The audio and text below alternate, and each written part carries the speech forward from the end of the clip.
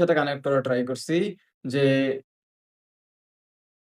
এটা আমার জন্য না।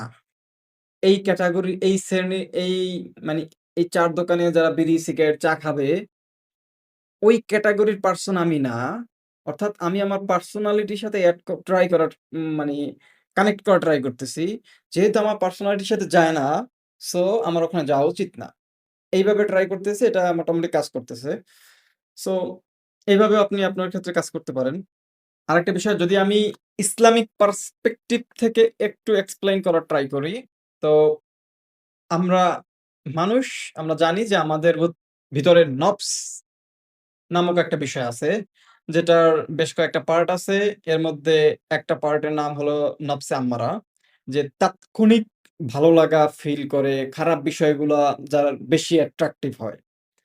পাশাপাশি তাকে আপনি যদি সুযোগ দেন, সে এইটা আরো বাড়ায় নেবে। অর্থাৎ যদি একবার খারাপ কাজে তাকে সুযোগ দেন, সে ২য় বার করবে।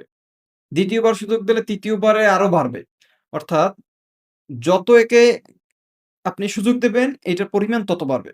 আর যত একে আপনি আয়ত্তে রাখার ট্রাই করবেন, এর অভ্যাসগুলা নিয়ন্ত্রণ করার ট্রাই করবেন, তত এই বিষয়টা আপনার কন্ট্রোলে আসবে। যেমন ধরুন, আপনি ফার্স্ট কখনো কোনো একটা খারাপ কাজ যেইগুলো আপনি করেন, এমন কোনো একটা খারাপ কাজ করতে যাচ্ছেন, দেখবেন আপনার ভিতরে একটা ফিল কাজ করবে যে এটা করিস না।